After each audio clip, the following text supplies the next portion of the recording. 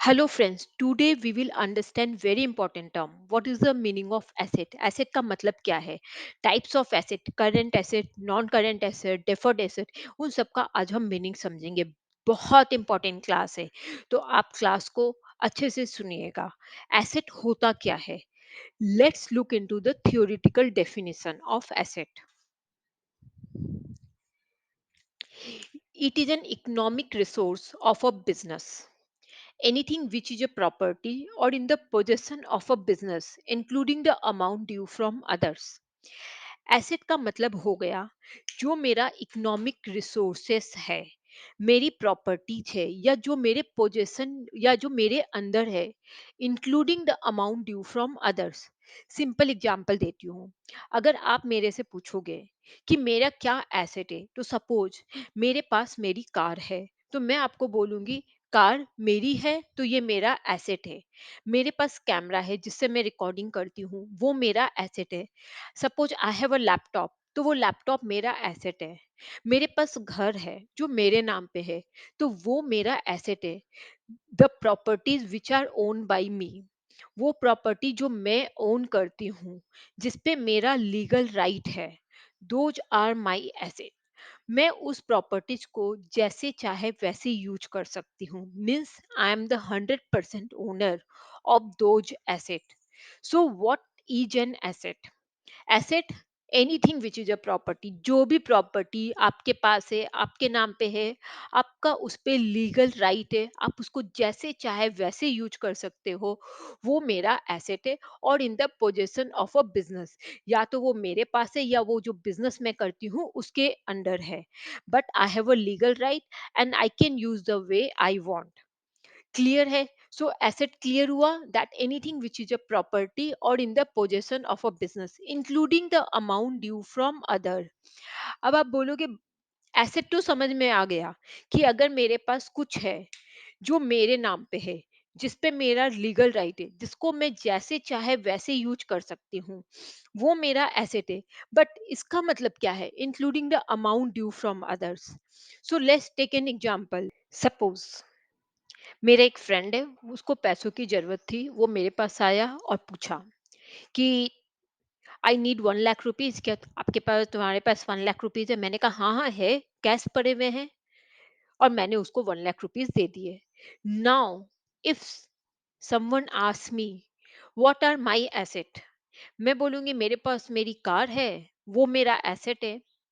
मेरे पास लैपटॉप है, वो भी मेरा एसेट है. ये घर मेरे नाम पे है, मेरा एसेट है. घर में फर्नीचर है, वो भी मेरे नाम पे है, मेरा एसेट है. और मैंने अपने एक फ्रेंड को 1 लाख रुपए दिए हैं क्योंकि उसको जरूरत थी, वो भी मेरा एसेट है. मतलब अगर मैंने अपने उस फ्रेंड को 1 लाख रुपए नहीं दिए होते जिसको जरूरत थी, तो वो रुपए मेरे पास कैश में पड़े होते. लेकिन मेरा फ्रेंड को जरूरत था, मैंने उसको बोला हाँ कोई बात नहीं, ले ले, यूज कर ले, ऐसे ही आइडल पड़े हुए हैं. मैंने मैंने उसको लोन के रूप में वो पैसे दिए हैं कि भाई तुझे जरूरत है, जब तक जरूरत है तब तक यूज करो, और जब जरूरत पूरी हो जाए, जब तुम्हारा काम हो जाए, तो वो पैसे मुझे वापस कर देना. मैंने उसको गिफ्ट में 1 लाख रुपीज नहीं दिए हैं कि भाई गिफ्ट है, जैसे मन वैसे यूज कर लेना, तुझे वापस नहीं देने होंगे. मैंने ऐसा नहीं दिया है. मैंने उसको बोला हाँ ठीक है, जरूरत है तो एक बार यूज कर लो, जब हो तो मुझे वापस कर देना. इसका मतलब वो भी मेरा एसेट है, क्योंकि फ्यूचर में मैं उससे वो 1 लाख रुपीज वापस लूंगी और वो मुझे आकर देगा. That is why it's mention here including the amount due from others. तो एसेट में अगर मैंने किसी को कुछ पैसे उधार में दे दिए हैं, चाहे हेल्प के लिए अपने फ्रेंड को दे दिया है, या तो फिर मे बी 1 महीने के लिए दिया या कितने भी दिन के लिए दिया है, वो मैंने उसको लोन के रूप में दिया है, सिर्फ थोड़े दिनों के लिए यूज करने के लिए दिया है. उस पैसे पे मेरा राइट है, वो मेरे पैसे हैं, I am the legal owner of that money, तो वो मेरा एसेट है. अगर मैंने उसको वो पैसे नहीं दिए होते, तो वो पैसे मेरे पास पड़े होते, तो उसको मेरे एसेट के अंदर कंसीडर होते। लेकिन सिर्फ मैंने अपने फ्रेंड को थोड़े दिनों के लिए यूज करने के लिए दे दिया, इसका मतलब ये नहीं कि वो मेरा एसेट नहीं है। वो मेरा एसेट है, और जब भी मैं कोई को बताऊंगी कि मेरे पास क्या क्या एसेट है, उसमें मैं वो अमाउंट भी इंक्लूड करूंगी जो मैंने अपने फ्रेंड को लोन में दिया है। नाउ, अगर मैं बिजनेस कर रही हूँ, अगर बिजनेस में कोई मेरे से लोन मांगा, तो मैंने उसको दे दिया लोन, तो ऑब्वियसली मैं एक्सपेक्ट करती हूँ कि वो लोन वापस लाकर मुझे देगा। और जो भी अमाउंट मैंने लोन में दिया है वो मेरा एसेट है।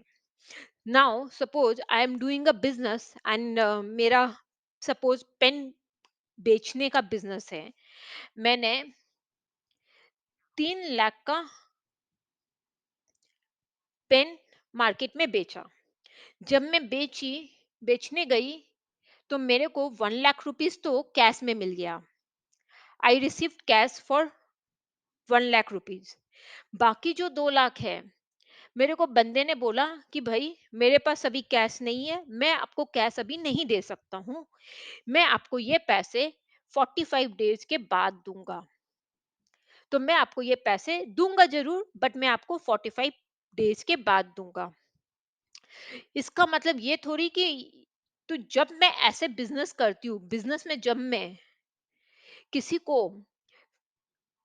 उधार में माल बेचती हूँ जिसके पैसे मुझे फ्यूचर में मिलेंगे, उसको बोलते हैं डेटर्स। अभी डिटेल में नहीं समझाऊंगी डेटर्स क्या होता है, बट इस पे सेपरेट चैप्टर होगा, अलग से वीडियो बनाऊंगी। अभी सिर्फ इतना समझ लो कि जिस गुड पे, जिस मेरा जो भी बिजनेस है जिस पे मैं डील करती हूँ, अगर मैं वो उस गुड को उधार में मार्केट में बेच रही हूँ जिसके पैसे मुझे फ्यूचर में मिलेंगे according to the agreed terms, तो जिससे मुझे वो पैसे मिलेंगे उसको हम डेटर्स बोलते हैं। इस पे सेपरेट वीडियो होगा, अभी सिर्फ इतना समझ लेना। तो ये जो पैसे है ये मुझे फ्यूचर में मिलेंगे, तो this is also my asset.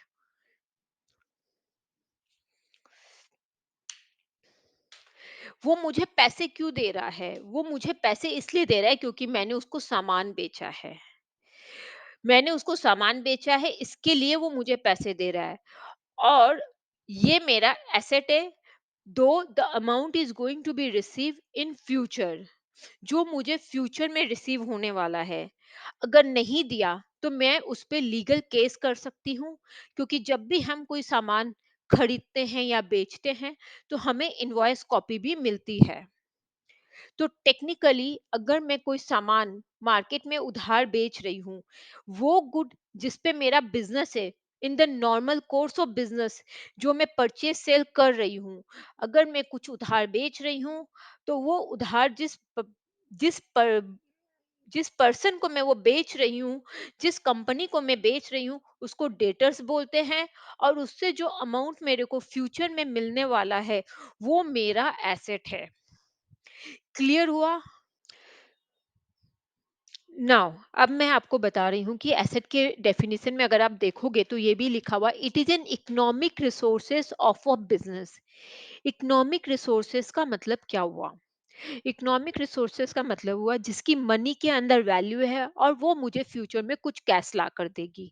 Economic resource इसका मतलब क्या हो गया? सपोज कि मेरा पेन का मैन्युफैक्चरिंग का बिजनेस है, ठीक है। मेरे पास एक मशीनरी पड़ी हुई है, मैं उस मशीन को 10 lakhs देकर परचेज किया था, और मैं उस मशीन को पेन मैन्युफैक्चर करने के लिए यूज कर रही हूँ। तो उस मशीन से मेरा गुड्स प्रोड्यूस हो रहा है जिसमें मैं डील कर रही हूँ। तो that is my economic resource, क्योंकि मैं उसको पेन मैन्युफैक्चरिंग के लिए यूज कर रही हूँ और फिर वही पेन मैं मार्केट में जाकर बेच देती हूँ, जिससे मुझे प्रॉफिट अर्न होता है। ठीक है।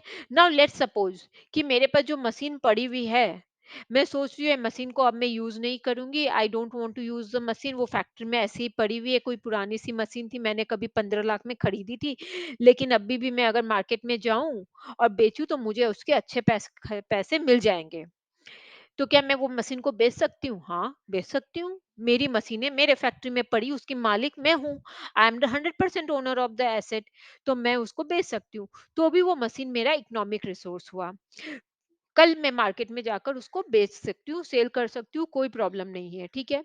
सिमिलरली सपोज़ करो मेरे पास लैंड है, मैं वो लैंड को यूज़ नहीं कर रही हूँ, वो मेरे कोई काम नहीं आ रहा है, मैं बस वो आइडल पड़ा हुआ है, बट उसकी वैल्यू है, मुझे मार्केट में बेचने से उससे पैसे मिल जाएँगे। तो हाँ, मैं बेच सकती हूँ।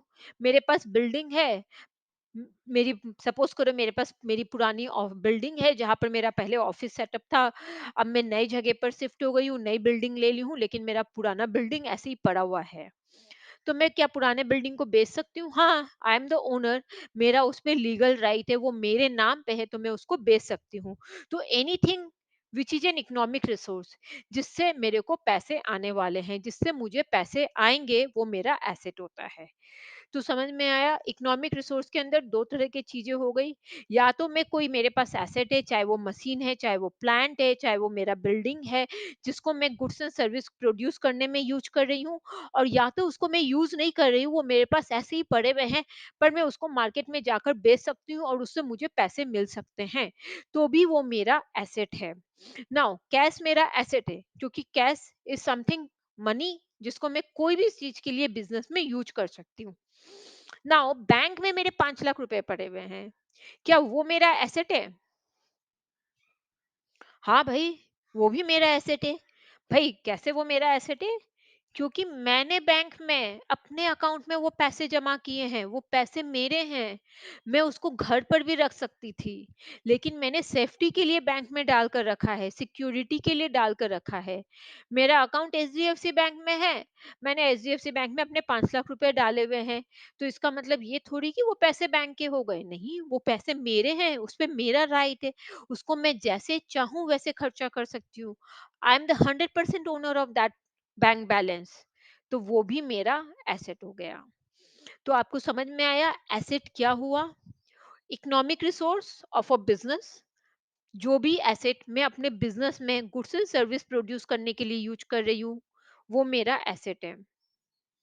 Anything which is a property, जो भी मेरा प्रॉपर्टी है, चाहे वो मेरा घर है, घर के अंदर फर्नीचर है, मेरे पास कार है, लैपटॉप है, मेरे पास मोबाइल है, वो भी मेरा एसेट है। और in the position of a business, और बिजनेस के पोजीशन में भी जो भी एसेट है, जिसको मैं या तो गुड्स एंड सर्विस के लिए यूज करूं, या तो फिर मैं उसकी 100% ओनर हूं, मैं मार्केट में बेचकर उससे कैश ले सकती हूँ, including the amount due from others, including वो अमाउंट जो मैंने किसी को लोन में दिया हुआ है, चाहे मैंने अपने फ्रेंड को दे दिया हो, या ऑन द बिजनेस मैंने उधार में अपने माल बेचा हुआ है, और उसके बदले में मुझे पैसे रिसीव होने बाकी हैं, जो मुझे फ्यूचर में रिसीव होंगे, वो मेरा एसेट है। So now write down the definition of an asset, and then I will explain you the types of asset. तो हमने अभी तक क्या पढ़ा है? हमने लर्न किया एसेट होता क्या है। मैं आपको बता चुकी हूँ, anything that is a property और in possession including an amount due from other, जिसका मेरे पास लीगल राइट है, मैं 100% ओनर हूँ, वो मेरा एसेट है। Now we are going to learn the types of asset. There are three types of asset: current asset, non current asset and fictitious asset. Write down.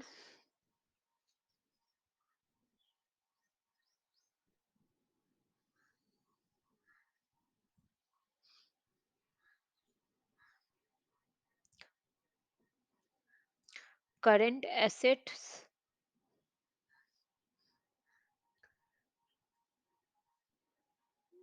Non current asset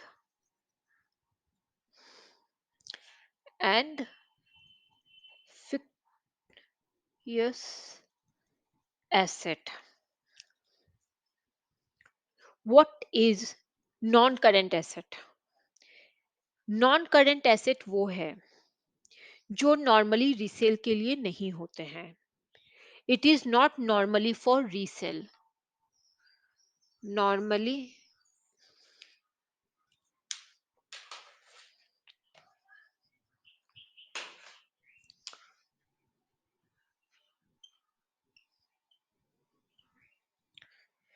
not for resale, तो वो मेरा resale के लिए नहीं होता है। Second, use in the production of goods and services.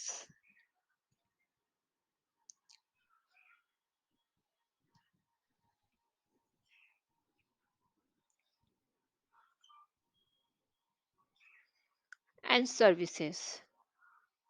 Third, benefit accrues for more than 1 year. सबका मतलब अभी समझाऊंगी। More than 1 year.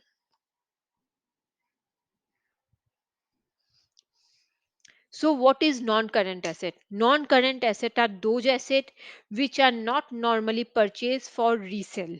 हम उसको resale के लिए purchase नहीं करते हैं।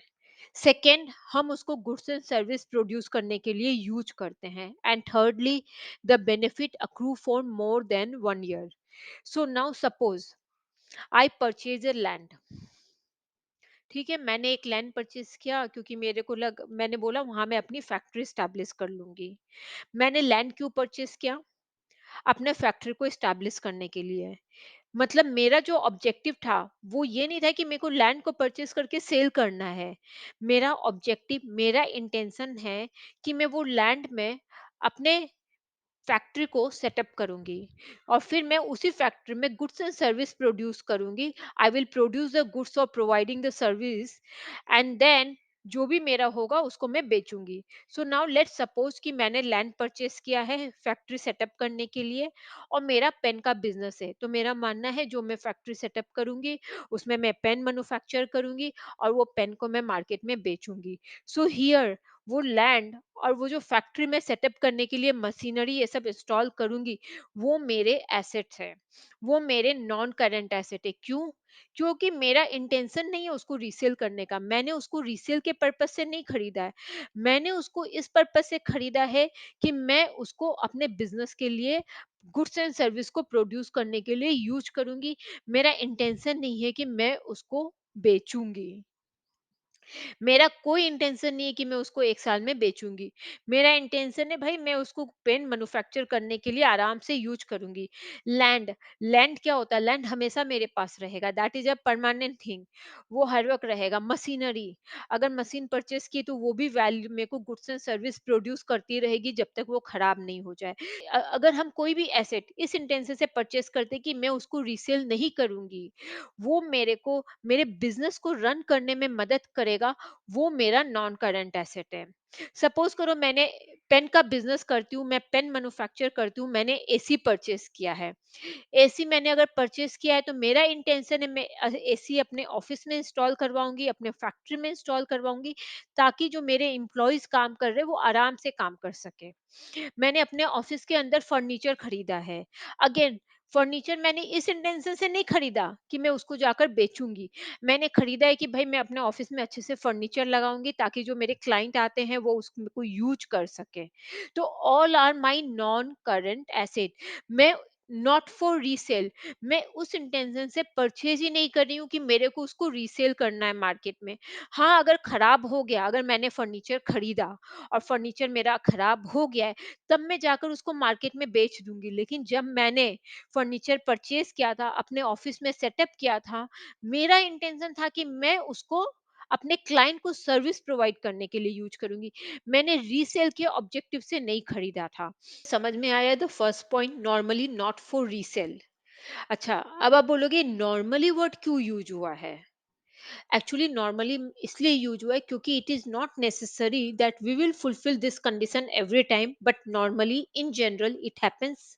That's why we are using the word normally. Second, अगर आपको पता करना हो कि एक पर्टिकुलर एसेट वो मेरा करंट एसेट है या नॉन करंट एसेट है, then we have to check what is the purpose of purchasing that asset. हमने वो एसेट क्यों परचेज किया है? अगर हमने वो एसेट गुड्स एंड सर्विस को प्रोड्यूस करने के लिए परचेज किया है तो वो मेरा नॉन करंट एसेट है। और जो मैं एसेट खरीद रही हूँ उसका इंटेंशन भी नहीं है कि मैं रीसेल करूंगी, so that is non current asset. तो ये हमको याद रखना है कि अगर मेरे को एग्जाम में ये आ जाए कि how we can identify, how we know that a particular asset is current asset or non-current asset.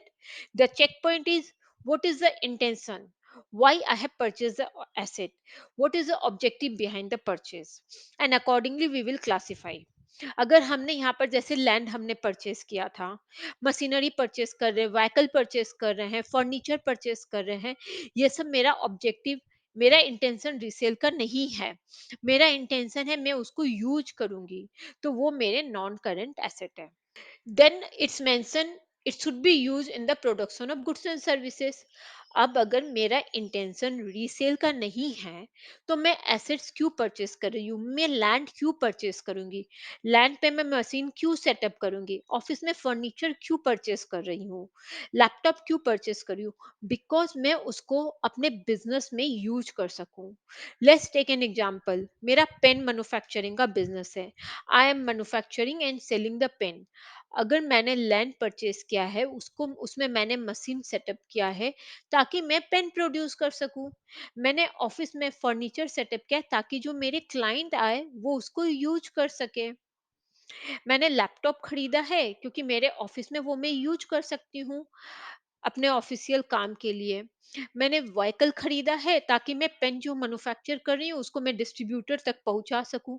तो मेरा जो एसेट खरीदने का इंटेंशन है वो है to be use in the production of goods and services, resale के लिए नहीं कर रही हूँ। तो जब भी मैं कोई एसेट खरीद रही हूँ, उसको बिजनेस में यूज कर रही हूँ, बिजनेस में यूज करने के इंटेंशन से खरीदा है, रीसेल के पॉइंट ऑफ व्यू से नहीं खरीदा है, वो मेरा नॉन करेंट एसेट है। Now the lastly most important point, benefit accrue for more than 1 year. अगर मैं कोई एसेट खरीदती हूँ और उसका बेनिफिट मुझे 1 साल से ज्यादा मिलने वाला है, वो मेरा नॉन करेंट एसेट है। ऐसे कौन से मेरे एसेट हैं जिसका बेनिफिट मुझे 1 साल से ज्यादा मिलने वाला है? वो सारे एसेट है जो आपके मन में आ रहे हैं। लैंड, क्या लैंड का बेनिफिट मुझे 1 ही साल मिलेगा? नहीं, it will remain for ever. Machine खरीदा है, क्या मशीन 1 साल में ही खराब हो जाएगी या 1 ही साल गुड्स एंड सर्विस प्रोड्यूस करेगी, पेन प्रोड्यूस करेगी? कम से कम 3-4 साल तो करेगी ना। अगर मैंने बिल्डिंग खरीदा है तो मुझे 10-12 साल तो आराम से वो बिल्डिंग यूज कर सकती हूँ मैं आराम से। लैपटॉप खरीदा है, 3 साल तो मेरा लैपटॉप आराम से चलेगा। तो I will get the benefit more than 1 year from all this asset. तो वो एसेट जिससे मुझे बेनिफिट 1 साल या 1 साल से ज्यादा मिलेगा, वो सारे एसेट मेरे नॉन करंट एसेट है।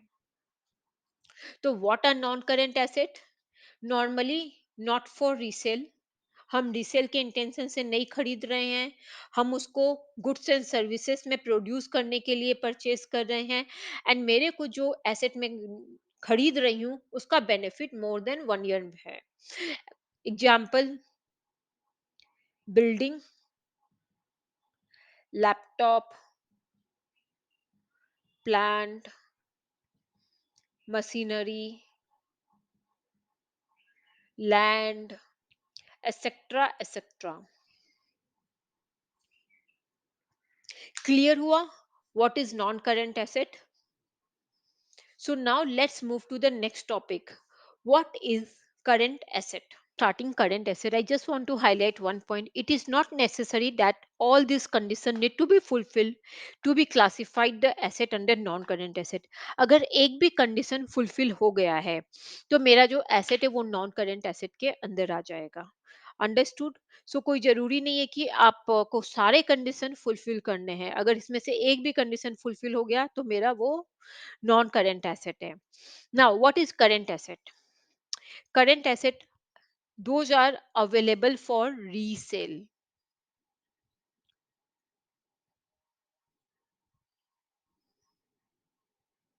So मेरा current asset जो है that should be available for the resale. And second point condition is that the assets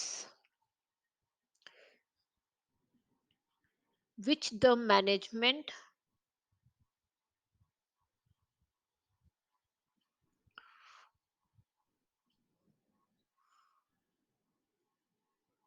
want to convert into cash in less than 1 year.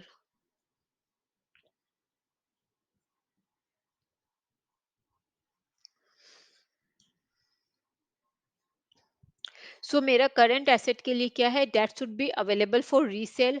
और वो asset जो management जो है cash में कन्वर्ट करना चाहती है इन लेस देन 1 ईयर। सपोज मेरे पास 1 लाख रुपए कैश पड़े हुए हैं, वो मेरा करंट एसेट है या नॉन करंट एसेट है? Cash is always current asset. क्यों? ऐसा क्यों भाई कि कैश मेरा करंट एसेट है? अगर मेरे पास कैश पड़े हुए हैं, मैं बिजनेस कर रही हूँ, तो मेरा इंटेंशन क्या होगा? उस कैश को यूज करने का, कहीं पर भी। चाहे मैं उससे करंट एसेट कुछ का, करंट एसेट के कोई आइटम खरीदूं या नॉन करंट एसेट के कुछ आइटम खरीदूं, बट मेरा इंटेंशन होगा कि मैं उस कैश को यूज कर सकूं। तो कैश का बेनिफिट 1 साल से कम होता है। एवरी टाइम, हर समय, cash is always current asset. Bank balance, cash current asset है, bank balance is also current asset. मैं क्यों बैंक में पैसे रखकर छोड़ूंगी? मेरा इंटेंशन होगा कि मैं बैंक में जो पैसे पड़े हुए हैं उसको भी मैं यूज करूं अपने बिजनेस के लिए। चाहे कोई भी पर्पज में यूज करूं, भले ही मैं शायद एक ऑफिस खरीद लूं, चाहे मैं बिल्डिंग खरीद लूं, बट मेरा इंटेंशन होगा कि मेरे पास जो कैश और बैंक बैलेंस है उससे मैं कुछ ना कुछ परचेज कर लूं। तो जो भी ये एसेट है, जो भी कैश या बैंक बैलेंस है, वो हर वक्त करंट एसेट होते हैं। उसकी बेनिफिट, उसको मैं 1 साल के अंदर अंदर यूज करती हूँ। So that should be categorize current asset. Now, current asset में हमने पढ़ा available for resale. Current assets are normally available for resale. इसका मतलब I am purchasing with the intention to sell them. मतलब कि मैं जो भी चीज परचेज कर रही हूँ, मेरा इंटेंशन है at the time of purchase that I will sell it immediately और in less than 1 year. Example, suppose करो मेरे पास कुछ आइडल कैश पड़े थे, मैंने बोला चलो भाई शेयर में इन्वेस्ट कर देते हैं, मैंने रिलायंस के शेयर खरीद लिए। जब मैंने खरीदा था, तो मेरा इंटेंशन था कि मैं उसको 1 साल से कम में बेच दूंगी। तो अगर मैंने उस इंटेंशन से खरीदा कि मेरे को 1 साल से कम में ही रिलायंस के शेयर को बेचना है, तो वो मेरा क्लासिफाई हो जाएगा करंट एसेट में। बट लेट्स सपोज मैंने पैसे डाल दिए शेयर में, मैंने रिलायंस के शेयर्स खरीदे with the intention that I am going to sell the shares after 1 year, तो वो मेरा नॉन करंट एसेट हो जाएगा। Very important point, just remember कि जब मैंने परचेज किया, मेरा इंटेंशन था कि मैं उसको मोर देन 1 ईयर होल्ड करूंगी, जिसके कारण वो मेरा नॉन करंट एसेट क्लासिफाई हो जाएगा।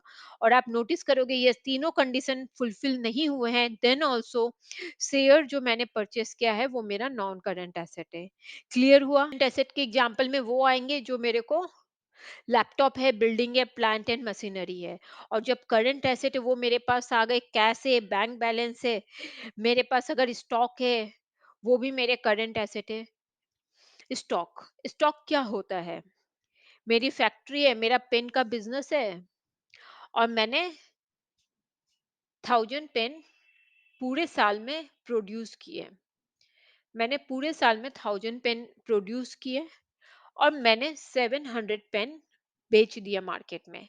आई सोल्ड 700 पेन। कितना बचा? ये 300 पेन मेरे पास स्टॉक में पड़े हुए हैं। मतलब वो एस पेन जो मैं मार्केट में नहीं बेच पाई, उसमें से 300 पेन अभी मेरे पास पड़े हुए हैं। तो ये मेरा एसेट है। नाउ अब मेरा इंटेंशन क्या होगा? मेरा इंटेंशन होगा कि ये जो मेरे स्टॉक में पेन पड़े हुए हैं, इसको मैं जल्दी से जल्दी बेच दूं। तो मेरा स्टॉक क्या है? करंट एसेट है। क्यों मैं बेच दूं? क्योंकि my intention is to sell it immediately. Pen मेरा वो आइटम है जिसमें मैं डील करती हूँ, मेरा बिजनेस है पेन मैन्युफैक्चर करना और फिर मार्केट में बेचना। वो सामान जिस पे मैं डील करती हूँ, जो मैं रेगुलर परचेज एंड सेल करती हूँ, उस आइटम को, उन एसेट्स को मैं 1 साल तक होल्ड नहीं करना पसंद करूँगी। मैं चाहूँगी कि मेरा जो स्टॉक पड़ा हुआ है, मैंने 1000 पेन प्रोड्यूस किए, 700 ही बेचा है, अभी 300 मेरे घर में पड़े हुए। मेरा इंटेंशन क्या होगा, मैं अपने स्टॉक को क्लियर करूँ, क्योंकि ये मेरा गुड्स है, इसी से मेरे को रेवेन्यू मिलेगा, इसी से मेरा प्रॉफिटेबिलिटी आता है, मेरे बिज़नेस को प्रॉफिट अर्न होता है। तो जो गुड जिस पे मैं डील करती हूँ, उसको मैं हर वक़्त लेस देन 1 ईयर में एक्सपेक्ट करती हूँ सेल कर दूँ। My intention is to sell this good in less than 1 year. Even मेरा ऑब्जेक्टिव रहेगा कि मैं 1-2 साल में ये स्टॉक को सल्टा दूं, क्लियर कर दूं भाई, ताकि मेरा माल घर पे नहीं पड़ा रहे। तो स्टॉक जो है वो मेरा करंट एसेट है। स्टॉक कभी भी नॉन करंट एसेट नहीं होगा। स्टॉक का मतलब वो गुड जिस पे मैं डील करती हूँ, जो मेरा रेगुलर बिजनेस का मेरा मेन बिजनेस है। तो यहाँ पर मेरे करंट एसेट में क्या आएगा, कैश आ गया, बैंक बैलेंस आ गया, स्टॉक आ गया। अब आप बोलोगे और क्या एग्जाम्पल हो सकता है, डेटर्स हो सकता है। डेटर्स क्या होते हैं, जो गुड पे मैं डील करती हूँ। यहाँ पर मैं पेन बना रही हूँ, पेन पे मैं डील कर रही हूँ, मैंने मार्केट में जाकर 700 यूनिट्स के पेन बेचे। जब मैंने 700 यूनिट्स के पेन बेचे at the rate of let's suppose 20 rupees में मैंने पेन मार्केट में बेचा, तो 14,000 हुआ सेल, 14,000। इसमें क्या हुआ, मेरे को 5,000 कैश रिसीव हो गए, और बाकी 9,000 मैंने जिसको माल बेचा बोला कि मैं आपको बाद में पे करूंगा, 1-2 महीने के बाद, 2 महीने के बाद मैं पे करूंगा। लेट्स अज्यूम उसने बोल दिया कि मैं 2 महीने के बाद पे करूंगा। नाउ जो मैंने माल बेचा है, उसको उधार में बेचा है, और मैंने पहले भी बताया इनको डेटर्स बोलते हैं। जिस गुड में मैं डील कर रही हूँ, अगर वो गुड मैं मार्केट में उधार में बेच रही हूँ, जिसका पैसा मेरे को फ्यूचर में रिसीव होगा, उसको हम डेटर्स बोलते हैं। ठीक है। नाउ क्या मैं अब मैंने जब इसको माल बेचा उधार में, तो क्या मैं इस इंटेंशन से बेची कि मेरे को साल भर के बाद पैसे देगा? बिल्कुल नहीं। भाई मैं 1 साल का उधारी तुम्हें देकर थोड़ी बिजनेस करूंगी। मेरा इंटेंशन है 2 महीना मैक्सिमम ये पैसे मेरे को वापस कर देगा। मेरे को इस मैंने इसको उधार में माल बेचा है with the intention that I should receive the cash from him in next 1 or 2 months or in maximum 3 months, but not after 1 year. So debtors, जो अमाउंट मेरे को रिसीव होना है मार्केट से, वो भी मेरा एसेट है, करंट एसेट है। क्यों? क्योंकि मेरा इंटेंशन है कि मेरे को ये पैसे 2 महीने में और मैक्सिमम 3 महीने में वापस मिल जाएंगे। 1 साल से के लिए मैंने उधारी में माल नहीं बेचा है। तो यहाँ पर debtors are also my current asset. So हमने यहाँ पर क्या देखा, अगर मैं देखूं करंट एसेट के examples, we have cash, bank balance, debtors, stock, all are my current asset. और नॉन करंट एसेट क्या हुए, building, laptop, plant machinery, land, furniture etcetera मेरे नॉन करंट एसेट हुए। Suppose my business is manufacturing and selling the laptop. मेरा business क्या है, laptop manufacture करना और फिर मैं उस लैपटॉप को मार्केट में बेच देती हूँ। नाउ एक बात बताओ आप लोग, लैपटॉप मेरा करंट एसेट है या नॉन करंट एसेट है? सोचिए। सो मैंने क्या किया, let me clear this out.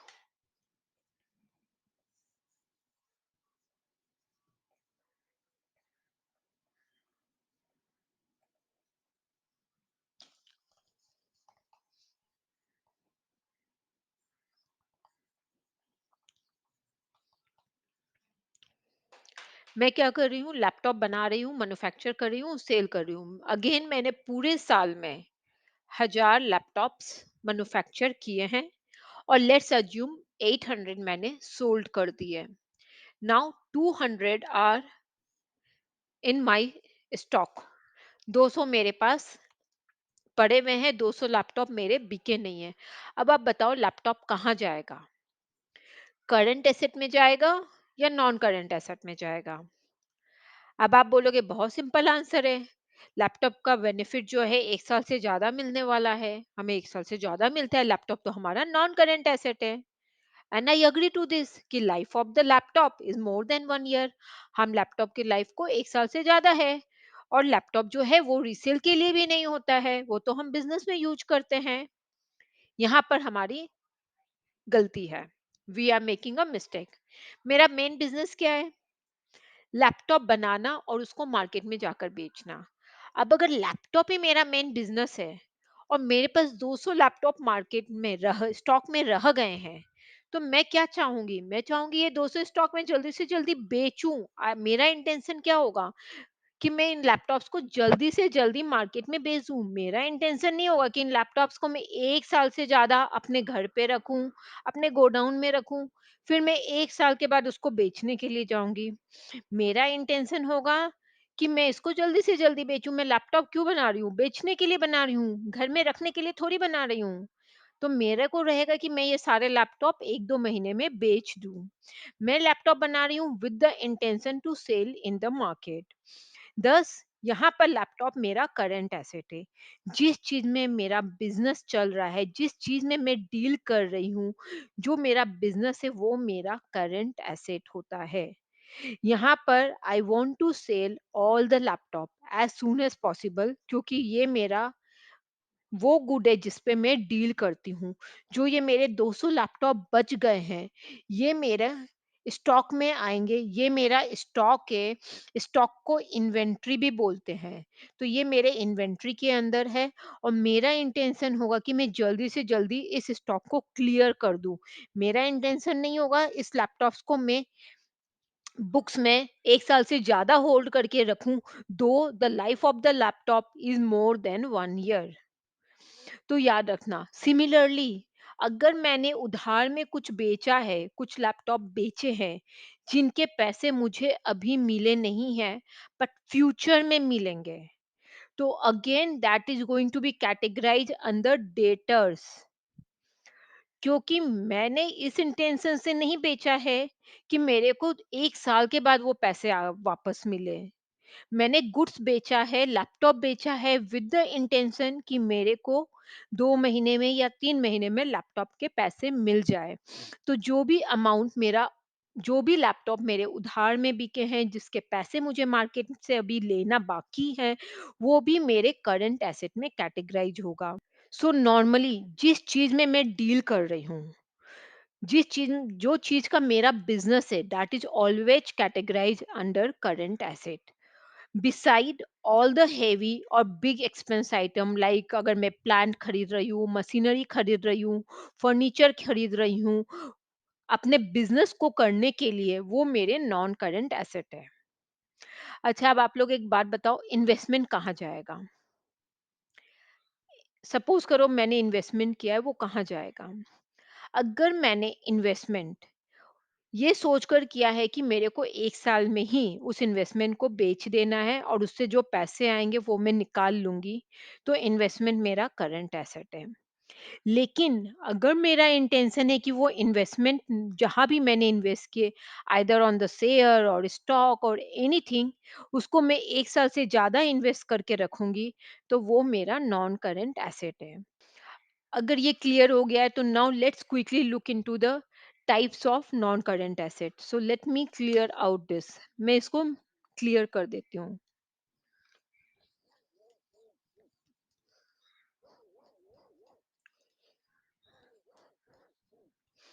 Non current asset, there are two types of non current asset: tangible asset, non tangible asset।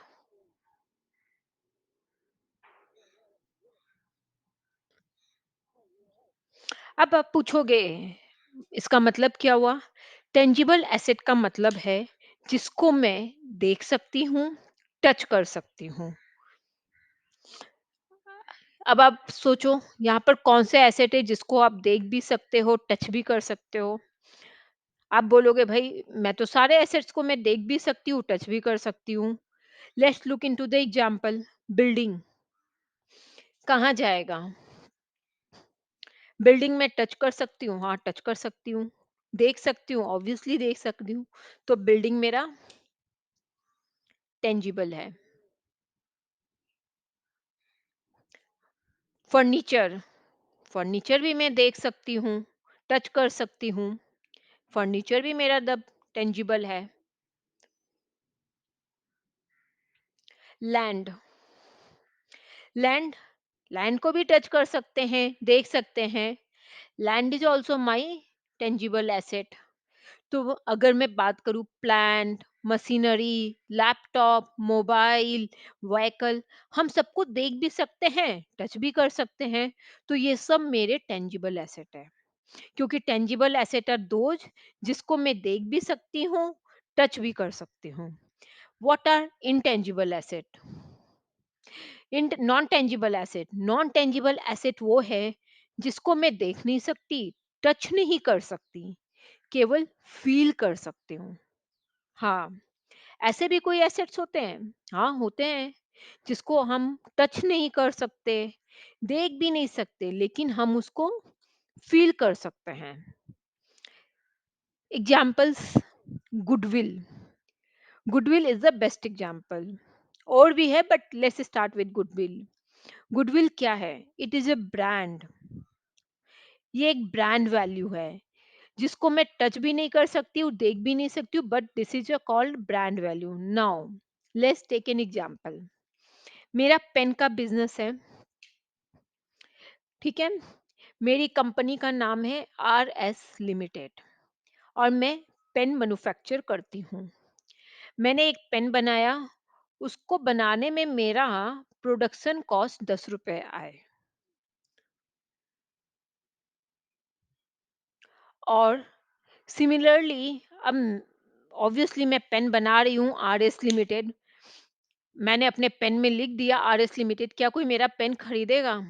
मुश्किल है, कोई नहीं खरीदेगा, किसी को मेरे पेन के बारे में थोड़ी पता है। Anyone know this company name RS limited? नहीं, मैं कोई फेमस नहीं हूँ पेन में, कोई नहीं जानता मेरे ब्रांड के बारे में। No one know if there is any brand called RS Limited. So now no one is going to purchase a pen. Now suppose there is another company. Let's take the company Cello. ठीक है, ये भी pen manufacture करती है, इसने भी pen बनाया है और इसके भी पेन की जो प्रोडक्शन कॉस्ट है वो 10 रुपए है। मतलब मैंने जिस तरह का पेन बनाया है, सेलो कंपनी भी वैसा ही पेन बनाती है। उसकी क्वालिटी और मेरी क्वालिटी में कोई डिफरेंस नहीं है, एकदम सेम है, अलाइंड है। और हम दोनों का जो पेन बनाने का कॉस्टिंग है वो भी कांस्टेंट है, 10 रुपए लगे हैं। Understood? Now let's suppose when it comes to the selling price, मैं अपना पेन का सेलिंग प्राइस मार्केट में रखती हूँ 15 रुपए, कि भाई मेरा जो पेन है वो मैं 15 रुपए में बेचूंगी। और सेलो कंपनी अपने पेन का प्राइस रखती है 25 रुपीज। सेलो ने अपनी कंपनी का प्राइस 25 रुपीज रखा, दो उसके पेन और मेरे पेन की क्वालिटी बिल्कुल सेम है। Why is it so? उसके पेन का 25 रुपए प्राइस है और everyone is ready to pay higher price for that pen. People are buying Cello क्योंकि ब्रांड वैल्यू है। सेलो का एक ब्रांड है, दैट्स वाई उसकी सेलिंग प्राइस हाई है। People are buying Cello brand, closing their eyes, उनको पूरा trust है ब्रांड पर। उनको पता है इस पेन की क्वालिटी अच्छी है, इस पेन से लिखावट अच्छी होती है, वो ये पेन बहुत सालों से यूज कर रहे हैं, 10-15 साल से कंपनी का प्रोडक्ट यूज कर रहे हैं। उनको सोचना ही नहीं है इस कंपनी के बारे में, उनको पूरा ट्रस्ट बिल्डिंग है कंपनी के प्रोडक्ट पे, कंपनी के क्वालिटी पे। वेयर एज जब मेरा पेन का आता है, इट्स अ न्यू कंपनी, कोई नहीं जानता है, तो who will purchase my pen? कोई नहीं करेगा। दो मेरे पेन की प्राइस कम है, 15 रुपए है, but then also same quality का प्रोडक्ट बाई करने के लिए बायर 25 रुपए देने के लिए रेडी है। क्यों? क्योंकि उनको कंपनी पे पूरा ट्रस्ट है, वो उस कंपनी का प्रोडक्ट लॉन्ग टाइम से यूज करते हैं, and this is called the brand.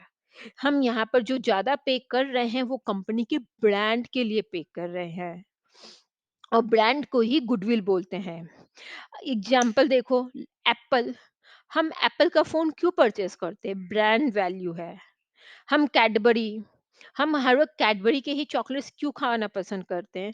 Because of the brand value, और हम जो ज़्यादा प्राइस पे करते हैं, वो उसके ब्रांड के लिए पे करते हैं। Now is it possible to buy the brand? Of course it's possible. अगर मेरे पास बहुत सारे पैसे हैं, मैं जाऊँगी सेलो कंपनी को बोलूँगी, भई आप अपना ब्रांड मुझे बेच दो, और फिर मैं अपने पेन में भी सेलो लिख दूँगी, और फिर मैं अपने पेन का प्राइस ₹25 कर दूँगी। Everyone is going to buy my product. तो यहाँ पर जो नॉन टेंजिबल एसेट है, उसमें आएगा गुडविल, जिसको हम देख नहीं सकते, टच नहीं कर सकते, बट इट एग्जिस्ट। और भी कुछ एग्जाम्पल है क्या intangible asset, non tangible asset में? Yes, another example will be patent. Formula, medicine का सपोज करो मैंने फॉर्मूला बनाया, कोविड का टाइम था, आई प्रिपेयर द फॉर्मूला, जिससे आपका वैक्सीन बन जाएगा या ट्रीटमेंट हो जाएगा लोगों का। और जैसे ही मैंने बनाया, मैं गवर्नमेंट के पास गई, उसको पेटेंट करवा दिया कि अब मेरे अलावा कोई भी ये मेडिसिन का फॉर्मूला को यूज नहीं कर सकता है।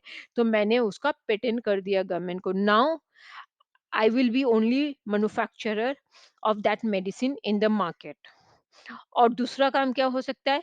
मे बी मैं कोई बड़ी कंपनी के पास जाऊँगी, बोलूँगी भई ये मैंने प्रोडक्ट बनाया है, पेटेंट करके रखा है। वो मेरे को लमसम में रुपए दे देगी और मेरे से बाय आउट कर लेगी। सो यहाँ पर patent is also my non tangible asset. और क्या एग्ज़ाम्पल हो सकता है? Goodwill, patent, copyright. सपोज करो कि कोई किताब मैंने लिखी, बहुत अच्छे से किताब लिखी, उसको मैंने पब्लिश कर दिया, अब उसका कॉपीराइट सिर्फ मेरे पास है। ऐसा नहीं है कि आपने उसका वो किताब लिया, कॉपी किया और जाकर पब्लिशर को बोलोगे कि भाई इसको मेरे नाम पे पब्लिश कर दो। नहीं, ऐसा नहीं हो सकता है, ऐसा नहीं होता है।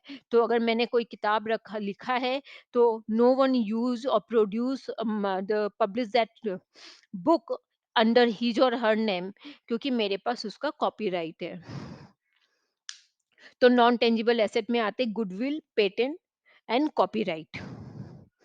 Non current asset are two types, tangible asset जिसको मैं देख सकती हूँ, टच कर सकती हूँ। नॉन टेंजिबल एसेट वो है जिसको मैं देख नहीं सकती, टच नहीं कर सकती, केवल but it still exist, which I can say I can feel it. Tangible के एग्जांपल है building, furniture, land, machinery, laptop. और नॉन टेंजिबल में आ जाते हैं goodwill, patent, copyright. Third category है फिक्टिशियस एसेट। अभी मैं आपको फिक्टिशियस एसेट डिटेल में नहीं समझा रही हूँ, केवल सिंपल में मतलब बता दे रही हूँ। Fictitious assets are those asset जिसका कोई फिजिकल एग्जिस्टेंस नहीं है, और उसका बेनिफिट हमें न शॉर्ट टर्म में मिलता है न लॉन्ग टर्म में मिलता है। इसके लिए मुझे आपको income and expense, profit and loss और बैलेंस शीट समझाना पड़ेगा। इसके लिए मैं टॉपिक अभी होल्ड कर रही हूँ। हम बाद में इसको कवर करेंगे फ्यूचर के वीडियोज में। फॉर नाउ आप केवल इतना समझ लो कि fictitious asset are those asset जिसका कोई फिजिकल एग्जिस्टेंस नहीं है, और हमें उसका कोई भी बेनिफिट शॉर्ट टर्म में और लॉन्ग टर्म में नहीं मिलता है। Then also we are considering this as an asset.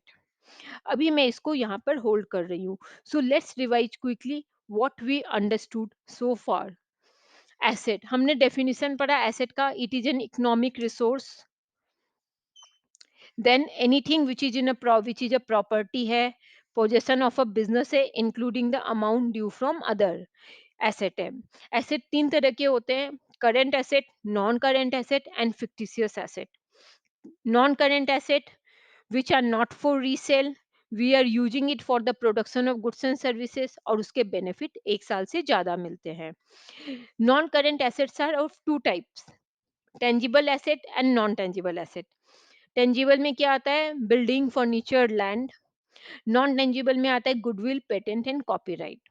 Non current asset क्या होते हैं? करंट एसेट वो है जो अवेलेबल फॉर रीसेल है, जिसको मेरे को I want to sell it as soon as possible in the market.